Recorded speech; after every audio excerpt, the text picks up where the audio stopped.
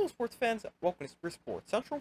Today, we're going to be going over my final regular season power rankings for the UFL or after week 10. But briefly recapping week 10, the Stallions beat the Panthers by a score of 20-19. The Battlehawks beat the Brahmas by a score of 13-12.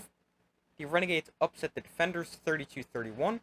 And finally, the Showboats beat the Roughnecks by a score of 19-12. So getting into this week's rankings, at number 8 we have the Roughnecks. They fall to number 8 after they played a terrible game and lost to the Showboats by a score of 19-12. Their offense was terrible, and that surprised me as I expected a pretty good offensive performance against a terrible Showboats defense. But the Roughnecks scored just 12 points and had just 1 touchdown in 4 red zone trips. Now, quarterback Nolan Henderson has been a bright spot in his playing time throughout the later portion of the season, and he was good once again this week, finishing with 232 passing yards and 43 rushing yards.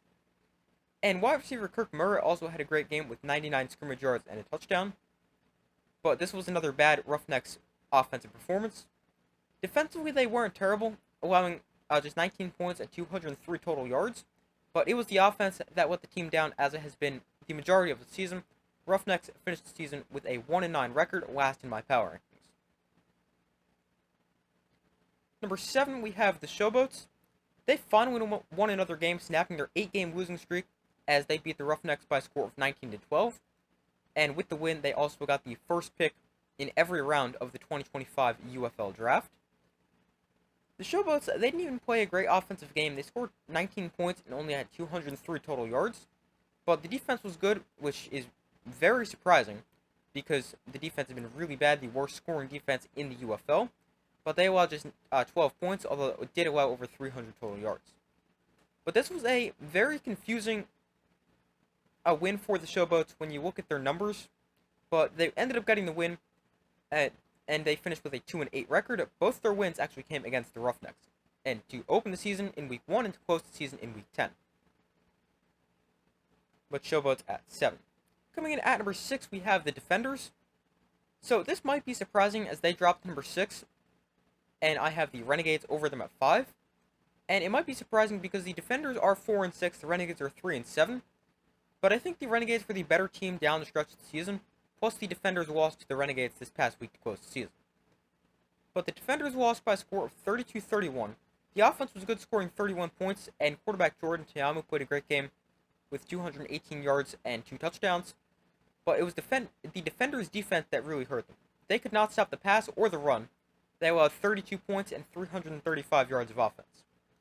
And the Defenders' defense has actually been a big reason why they've struggled this season, as the Defenders finished the season with the second worst scoring defense in the league, allowing 25.1 points a game. But the Defenders finished the regular season with a 4-6 record, enter at number 6 in my power rankings. Number 5, we have the Renegades. So they're at number 5, and I explained my reasoning a second ago. I think they're the better team down the stretch of the season. Plus, they just beat the Defenders. But the Renegades' offense was great in their 32-31 victory over the Defenders. Quarterback Luis Perez had a great game with 215 yards and 3 touchdowns, although he did throw 2 interceptions. And the Renegades also ran the ball very effectively, rushing for 120 yards. And receiver Tyler Vaughns had a great game with 5 catches for 84 yards and 2 scores. And once again, the Renegades' defense was not good. That's been a common theme this season, as they allowed 31 points. But the good news for the Renegades, they were able to get the win to close out the season, thanks to a great offensive performance, and they actually finished the season on a really strong note, winning 3 of their last 4 games. Coming in at number 4, we have the Panthers. They're at number 4 after a 20-19 loss to the Stallions. The Panthers should have won this game and actually had an opportunity to win it, but kicker Jake Bates missed a potential game winner as time expired. The Panthers' offense played pretty well, scoring 19 points and having 329 total yards. They started Danny Etling at quarterback, and he was pretty good with 195 yards, 2 touchdowns, 1 passing and 1 rushing. But the Panthers' other quarterback, Bryce Perkins, who had been seeing a lot of playing time lately with their injuries at the quarterback position, he actually suffered an injury which had him see very limited time in this game. He's actually out for the remainder of the season. and he's been placed on the injury reserve. So that's a big loss to the Panthers offense, although something positive at the quarterback spot. They actually activated Week 1 starter E.J. Perry off the injury reserve, and he's been placed on the inactive roster. Outside of the quarterback spot, the Panthers' ground game had a great performance with 135 yards and a touchdown on 5.9 yards a carry. And then defensively, they were pretty good, allowing 20 points. And they have now allowed 20 points both times they've played the Stallions this season. So maybe if they can score 21 points next week, they can get the win in the playoffs. But the Panthers, I lose this week, finished the regular season at 7-3, but have a chance at revenge next week in the postseason. Coming in at number 3, we have the Brahmas. They dropped from number 2 to number 3 after their 13-12 loss to the Battlehawks. Like the Panthers, the Brahmas lost on a missed field goal, as kicker Ryan Santoso missed a 51-yard field goal at the end of the game. The Brahmas offense struggled this week, scoring just 12 points, and quarterback Chase Garbers made his first start since week 3 as he was held out for a while due to injury. But he actually really struggled and he got benched after a rough start, finishing the game with just 40 passing yards and an interception.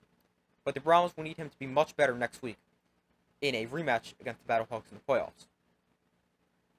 While the offense struggled for the Brahmas, the defense was once again amazing, holding the Battlehawks to just 13 points and 199 total yards. And this is the second straight week they've held an elite offense to under 14 points, as they allowed 13 this week and allowed the Stallions to score just 9 points last week. But the Brahmas fall to number 3, but again, like the Panthers, we'll have to see if they can avenge this loss next week against the Battlehawks. Number 2 is the Battlehawks. They jump back up to number 2 after beating the Brahmas by a score of 13-12. It wasn't a great performance, especially offensively, where they had just 13 points. Quarterback A.J. McCarron made his return from his ankle injury, but he was not great. He had a season low in passing yards, which is 115, also added touchdown and an interception. The Battlehawks did run the ball pretty well with 105 yards on 4.6 yards a carry, but overall they did not play a good offensive game, but they were playing against a tremendous Brahmas defense. On the defensive side of the ball, for the Battlehawks, they played really well, holding the Brahmas to just 12 points and forcing 2 turnovers. But the Battlehawks now have home field advantage for the XFL Championship game next week, and if they win that game, they'll also be playing the UFL Championship game at home, as it has been announced the game will be played in St. Louis, and that was announced before the season started. But the Battlehawks are number 2. And at number 1, we have the Stallions. They barely beat the Panthers, winning 20-19, and only won because the Panthers missed a field goal as time expired. The Stallions' offense struggled for the second week in a row. They scored just 9 points last week, now scored 20 this week.